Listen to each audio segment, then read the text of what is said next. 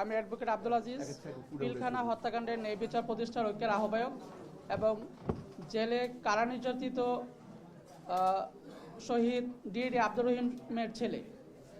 মূলত আমাদের এই যে নির্যাতনের যে বিষয়টা, এটা হচ্ছে যে এখন পর্যন্ত অ্যামনেস্টি ইন্টারন্যাশনালের মতে 47 জন বিডিআর সদস্যকে নির্যাতনের মাধ্যমে হত্যা করা হয় জেলখানায়। তো সেক্ষেত্রে আমরা কিন্তু এখন পর্যন্ত এই পরিবারগুলা এই হত্যাকাণ্ডের বিষয়ে কোথাও কিছু বলতে পারে নাই। আর তাছাড়াও রিমান্ডের পরেও 69 জন সদস্য এই কারাগারে মৃত্যুবরণ করে এবং 5 আগস্টের পরে এখন পর্যন্ত 6 জন বিডিআর সদস্য মৃত্যুবরণ করে। তো সেক্ষেত্রে একটা বিষয় হচ্ছে যে স্বাধীন তদন্ত কমিটির গঠনের যে বিষয়টা, এটা স্বাগত জানাচ্ছি, কিন্তু এই কমিটিগুলোতে কে থাকতেছে, কে বা কারা থাকতেছেন, এটা আমরা এখন পর্যন্ত যারা ক্ষতিগ্রস্ত পরিবার আমরা জানতে পারছি না।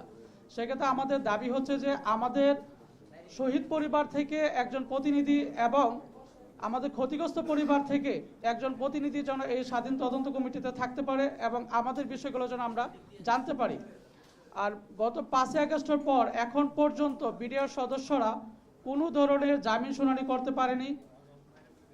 কোনো ক্ষেত্রে প্রথমবার বলা হচ্ছে যে পিপি নিয়োগ হয় নাই, দ্বিতীয়বার বলা হচ্ছে যে আদালতের স্থান সংকলন ঠিক হয় নাই, তৃতীয়ত বলছে যে পিপি নিয়োগ হয়েছে, পিপিরা সময় চেয়েছেন, চতুর্থবার আদালতের যে বিচারক অসুস্থ হয়ে গেছেন। তা আমার কথা হচ্ছে যে একটা আদালতের বিচারক অসুস্থ হইতে পারেন, সেক্ষেত্রে 375টা যে অ্যাপ্লিকেশন আছে, আমরা 16 বছরে এখন পর্যন্ত কেন এর জবাব বা এর কোনো সুষ্ঠু সমাধান পাইনি। এখন আমাদের মিডিয়া এবং সকলের কাছে একটা দাবি, এই সরকার যেহেতু আমাদের সরকার, এই সরকার যেহেতু জনগণের সরকার, আমরা বিপ্লব করে যেহেতু এই সরকার এনেছি, এই সরকারের কাছে আমাদের একটি বলা যে এই পিলখানা হত্যাকাণ্ডের বিষয়টা কোন জায়গায় বাধা আছে, বাধাটা বলুন, আমরা ওই বাধার বিরুদ্ধে লড়াই করব। কারণ আমরা গত 16 বছরে এই বাধা অতিক্রম করার জন্যই রাস্তায় ছিলাম। কারণ 5 আগস্টের পর্যন্ত আমরা মৃত ছিলাম।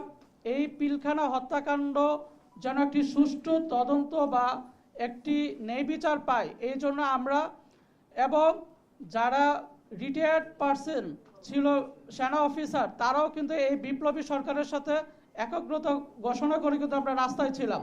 আমাদের বিডিআরের সৈনিকরাও এই বিষয়টাতে রাস্তায় ছিলেন। আমাদের বিষয় হচ্ছে যে আমাদের সরকার কোথায় আটকে আছে, আমরা এটা জানতে চাই। আমরা ওই আটকানোর বিরুদ্ধেই আবার লড়াই করতে চাই এবং দেশবিরোধী যে আগ্রাসন, এই আগ্রাসনের মোকাবেলা করতে হলে প্রশিক্ষিত দেশপ্রেমিক বিডিআর সদস্য ছাড়া আপনারা এই আগ্রাসনকে রুখতে পারবেন না। কারণ একটা গার্ডকে কেউ 2 পয়সা মূল্য দিবে না। যদি একটা বাংলাদেশের সৈনিক হয়, সৈনিকের বিরুদ্ধে দাঁড়াতে হলে তারা চিন্তা ভাবনা করবে, কারণ এখন তো সৈনিক নাই, তারা হচ্ছে গার্ড। এই গার্ড দিয়ে বাংলাদেশ পরিচালনা করার কোনো প্রয়োজন নাই। আমরা চাচ্ছি যে আমাদের বাংলাদেশ রাইফেলস বাংলাদেশের হাতিয়ার হিসেবেই বাংলাদেশের আবার বর্ডারকে সুরক্ষিত রাখবে। বর্ডার সুরক্ষিত করতে হলে আমাদেরকে অবশ্যই আমাদের বর্ডার সিকিউরিটি ফোর্সকে শক্তিশালী করতে হবে এবং এই দেশপ্রেমিক বিডিআর সদস্য সহ যারা এই পিলখানা হত্যাকাণ্ডের বিষয়ে কথা বলতে গিয়ে চাকরিচ্যুত হয়েছেন, প্রত্যেকটা সেনা অফিসারকে পুনর্বহাল করতে হবে। 18,520 জন পরিবার যেন তাদের ন্যায্য এবং ন্যায্য অধিকার ফিরে পায়, এটা হচ্ছে আমাদের দাবি। আর 16 বছরে কেন এখন পর্যন্ত একটা জামিনের অ্যাপ্লিকেশনের শুনানি হয় নাই, এই বাধাটা কোথায়, এটা আমরা বিডিআর পরিবার জানতে চাই। এবং আগামী ডেটে, আগামী 9/1/2025 যে আমাদের আদালত আছে, এই আদালতে যেন আমাদের জেলবন্দি যারা আছেন তারা যেন জামিন পায় এবং জামিনের অ্যাপ্লিকেশনগুলো যেন শুনে উপযুক্ত আদালতের জন্য আমরা এই কথাগুলো বলতে পারি। আদালত সংস্কারের বিষয়ে গত 10 তারিখে একটি প্রজ্ঞাপন জারি করেন আইন মন্ত্রণালয়। এই আইন মন্ত্রণালয়ের অধীনে যে প্রজ্ঞাপন জারি করা হয়, কতটুকু সংস্কার হয়েছে, এটাও আমরা আরেকটা প্রজ্ঞাপনের মাধ্যমে জানতে চাই। এই হচ্ছে আমাদের আজকের বিষয়বস্তু। মূল বিষয়বস্তু হচ্ছে যে বিডিআরের ইস্যুতে সরকার কোন জায়গায় আটকে আছে ওই জায়গাটা আমাদেরকে স্পষ্ট করুক, আমরা তার বিরুদ্ধে লড়াই করব। আমরা যেমনভাবে এই ফ্যাসিস্টের বিরুদ্ধে হাত দিব আমরা এই ফ্যাসিস্টের বিরুদ্ধে যেহেতু দাঁড়াইতে পারছি, এই ঠুঙ্কু এই ছোটখাটো মানে বাধা আমরা অতিক্রম করে এই সরকারকে ব্যর্থ সরকারের জন্য পরিণত না হয়, সেক্ষেত্রে যেই ধরনের ব্যবস্থা গ্রহণ করতে হয় আমরা রাজপথে থেকে আদালতে থেকে যেই জায়গা থেকে আমাদেরকে এই সরকারকে পরিচালিত করতে হয় আমরা ওইভাবে সরকারের সাথে লিয়াজু করে চলবো, সহযোগিতা করব। জি আমরা 100% আমরা যে 9টি দাবি দিয়েছিলাম স্বরাষ্ট্র মন্ত্রণালয় এবং আইন মন্ত্রণালয়কে, ওইখানে 9 দফার 7 নম্বর দফা হচ্ছে যে আমাদের পুনরায় এই বিডিআরকে পুনর্গঠন করতে হবে, বিডিআর নামে তাকে প্রতিস্থাপন করতে হবে। কার কোন কোশ্চেন এখন কত? আমি হচ্ছে পিলখানা হত্যাকাণ্ডের ন্যায় বিচার প্রতিষ্ঠার ঐক্যের আহ্বায়ক অ্যাডভোকেট আব্দুল আজিজ। জি ওনারা পরিচয় দিয়ে কথা বলবেন। Thank you.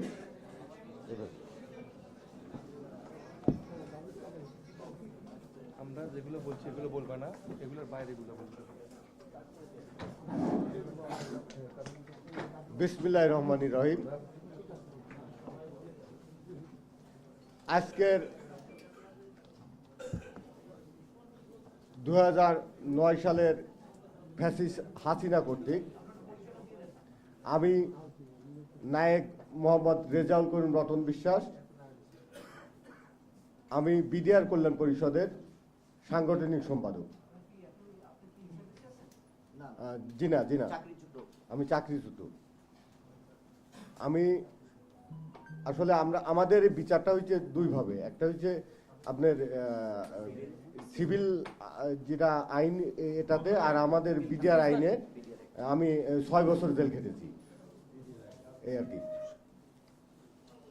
আজকের সাংবাদিক সম্মেলনে উপস্থিত আমার সাংবাদিক বন্ধুরা এবং নির্যাতিত নিপীড়িত বিডিআরের পরিবারবর্গ, সার্বিক সহযোগিতায় বিডিআর কল্যাণ পরিষদের আয়োজিত আজকের এই সাংবাদিক সম্মেলনে উপস্থিত আমার সাংবাদিক বন্ধুরা, আসসালামু আলাইকুম। আসলে আমার বক্তব্য ক্লিয়ার।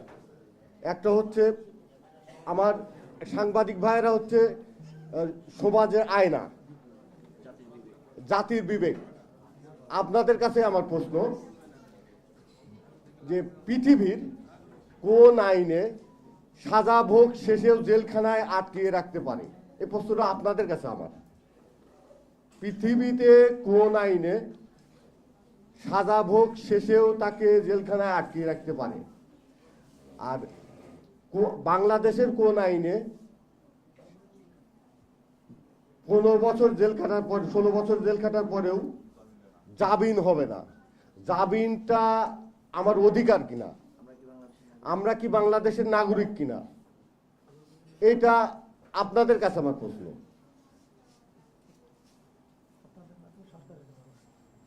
আমরা এই জামিনের জন্য এই ফ্যাসিস্ট হাসিনার পতনের পরে আমরা 4 বার জামিন আবেদন করেছি।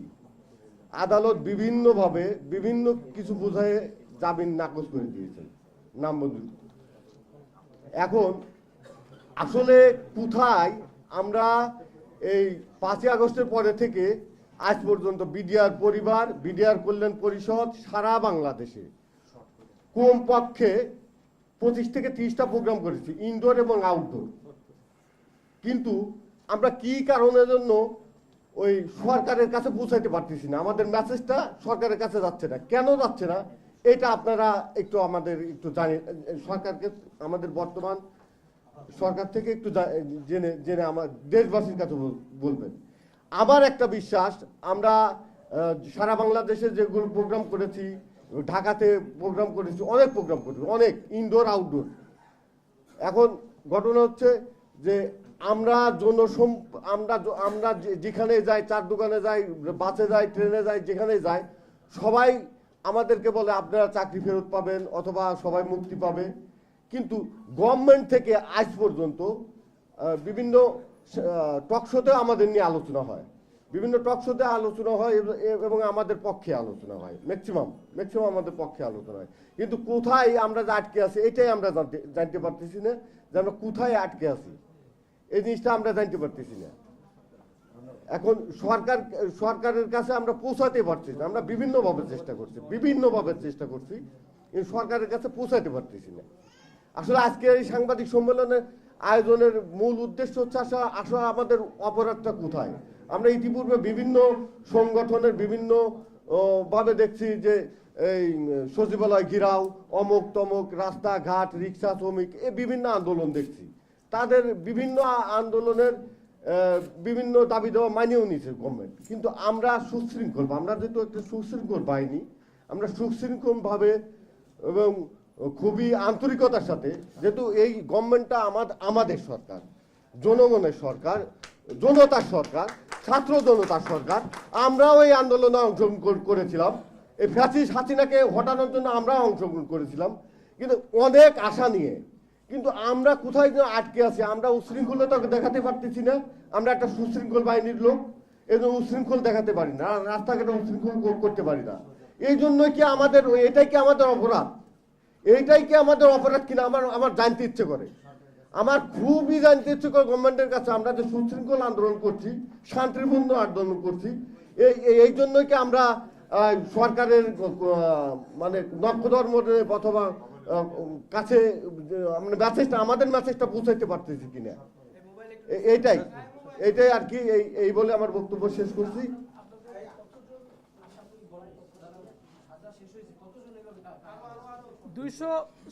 দুইশো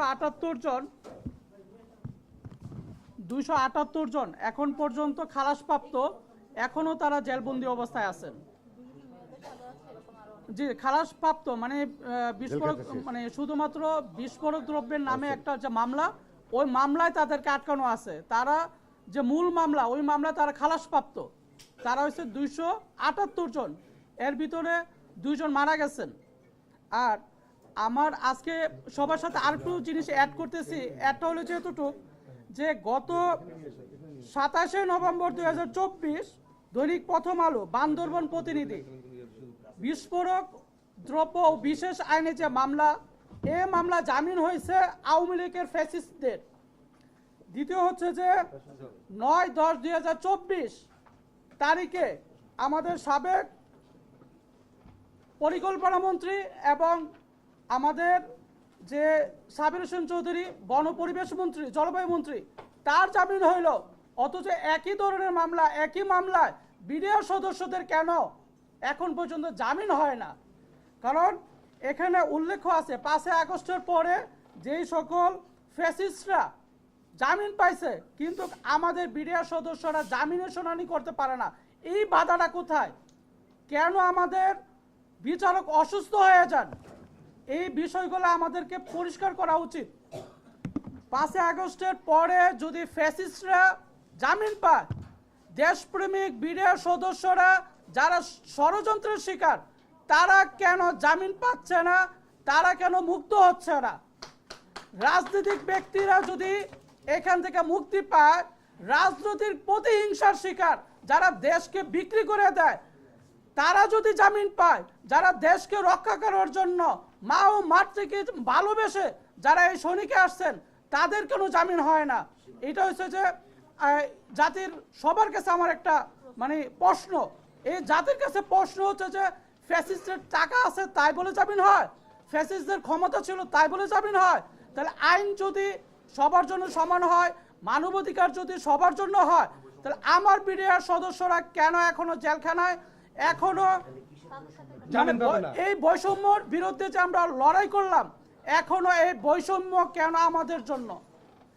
এই বৈষম্যটা আমরা ভাঙতে চাই, ন্যায্যতা এবং ন্যায় বিচারের বাংলাদেশ দেখতে চাই, এবং প্রতিটা রাজনৈতিক দলের প্রধানদের মুখে আমরা বলি শুনি যে এটা নাকি ইনসাফের বাংলাদেশ চায়। ইনসাফের বাংলাদেশ হইলে যদি এই স্বৈরাচাররা যদি জামিন পায়, আমার বিডিআর সদস্যরা কেন জামিন পাবে না? আমি এই প্রত্যেকটা দল এই বাংলাদেশের প্রত্যেকটা উপদেষ্টাকে একটা মেসেজ দিতে চাই যে যদি স্বৈরাচাররা যদি জামিন পায়, স্বৈরাচাররা যদি সব ধরনের সুযোগ সুবিধা পায়, তাহলে দেশপ্রেমিক বিডিআর সদস্যরা এখনো কেন কারাগারে আছে?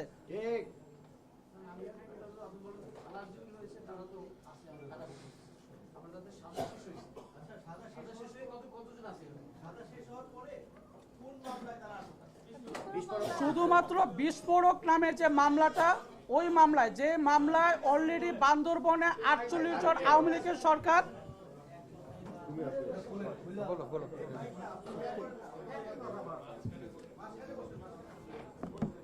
বলো। মানে খুনি হাসিনার যে মানে স্বৈরাচাররা ছিল 27শে নভেম্বর তারা কি হচ্ছে এই বিস্ফোরক দ্রব্যের মামলায় জামিন পাইছে 48 জন, কিন্তু এই একই বিষয়ে একই মামলা বিস্ফোরক মামলায় বিডিআর সদস্যরা এখন পর্যন্ত জামিন পায় নাই।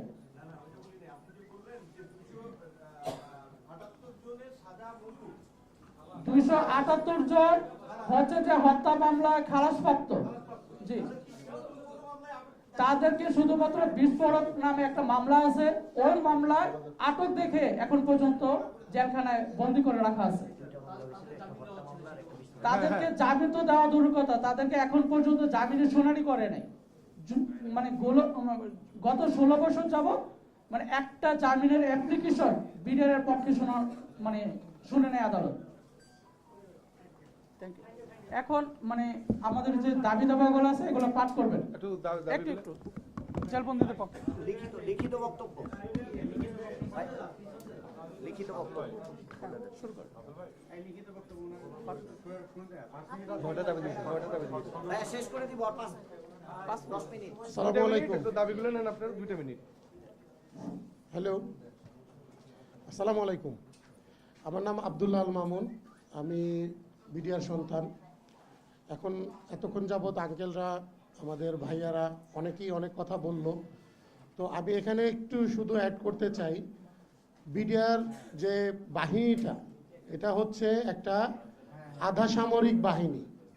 এদের নিজস্ব একটা আইন আছে, সেই আইনে থাকা অবস্থাতে তারা যদি কোনো অপরাধ করে থাকে তাহলে তাদের সর্বোচ্চ 7 বছর সাজা হয় এবং সর্বোচ্চ 100 টাকা জরিমানা করা হয়।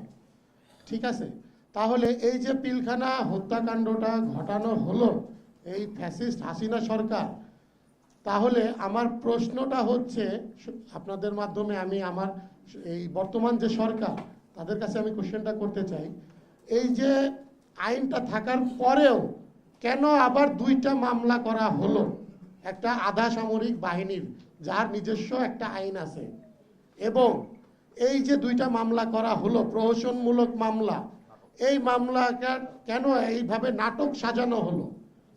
রিমান্ডের নামে প্রত্যেকটা বিডিআর সদস্যকে কিভাবে নির্যাতন করা হয়েছে আপনারা কল্পনা করতে পারবেন না। এই ধরনের নির্যাতনগুলো সাধারণত অন্য দেশের মানে সামরিক তথ্য উদ্ঘাটনের জন্য করা হয়। আপনাদেরকে আমি শুধু এতটুকুই বলতে চাই, মানে আমার একটু ভরাক্রান্ত হয়ে আসতেছে জিনিসগুলো বলতে, কারণ ধরেন একজন লোককে যখন উল্টো ঝুলিয়ে পেটানো হয়, নাক বেঁধে মুখের মধ্যে গরম পানি ঢালা হয়, নখ উপড়িয়ে ফেলা হয়, এটা কোন জায়গায় কোন আইনে আছে এগুলো? আবার বালতির ভিতরে ইলেকট্রিক লাইন দিয়ে সেখানে প্রস্রাব করতে বলা হচ্ছে, এটা কতটা নির্মম অত্যাচার করা যেতে পারে তাদেরকে। এবং আপনারা জানেন হয়তোবা অনেক মিডিয়াতে আসছে, অনেক জায়গায় আসছে, যে আমি একটু দেখে বলি, কারণ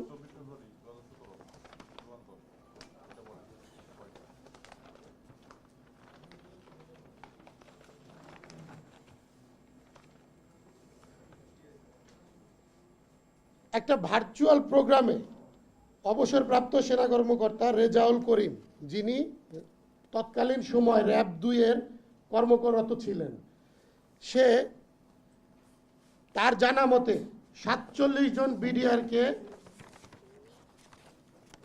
নির্যাতনের মাধ্যমে মিথ্যা সাক্ষী বানানো হয়েছে তাদেরকে, এবং যারা এই মিথ্যা সাক্ষ্যগুলো দিতে রাজি হয় নাই তাদেরকে মেরে ফেলা হয়েছে এবং আসামি করে তাদেরকে মৃত্যুদণ্ড, যাবজ্জীবন এবং বিভিন্ন মেয়াদে সাজা দেওয়া হয়েছে, যেগুলো এই বলবৎ আইনে এগুলো পসিবল না কখনো।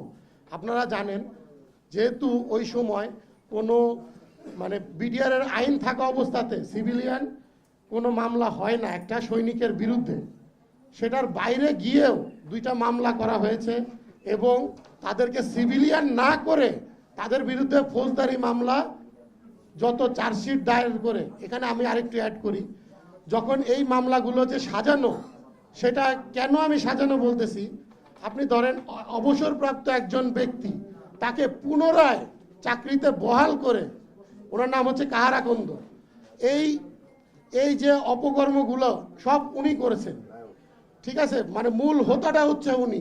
আওয়ামী লীগ ফ্যাসিস্ট সরকারকে এই বিডিআর হত্যা মামলা থেকে দূরে রাখার জন্য পুরোটা একটা নাটক সাজানো হয়েছে। এই যে তদন্তটা হয়েছে, তদন্তটা বা যে রিপোর্টটা জমা দেওয়া হয়েছে, পুরোটাই মিথ্যা এবং বানোয়াট। তো এই যে বিষয়গুলো আপনাদেরকে শুধু একটাই কারণ আমাদেরকে ডাকা, যে আমাদের কথাগুলো আপনাদের মাধ্যমে যেন আমরা সরকারের পর্যন্ত পৌঁছাতে পারি। এই বিষয়ে এই সংবাদ সম্মেলনে আমাদের 8টা দাবি নিয়ে আসছি আমরা আপনাদের সামনে। এই দাবিগুলো এখন আমি বলতেছি আপনাদেরকে, আপনারা দয়া করে আপনাদের তরফ থেকে যাতে আমাদের সরকার পর্যন্ত আমাদের মেসেজটা পৌঁছায়, সেই মানে কার্যক্রমটুকু আপনারা আমাদের হয়ে করে দিবেন। এর ছাড়া আর আমাদের বলার কিছু নাই।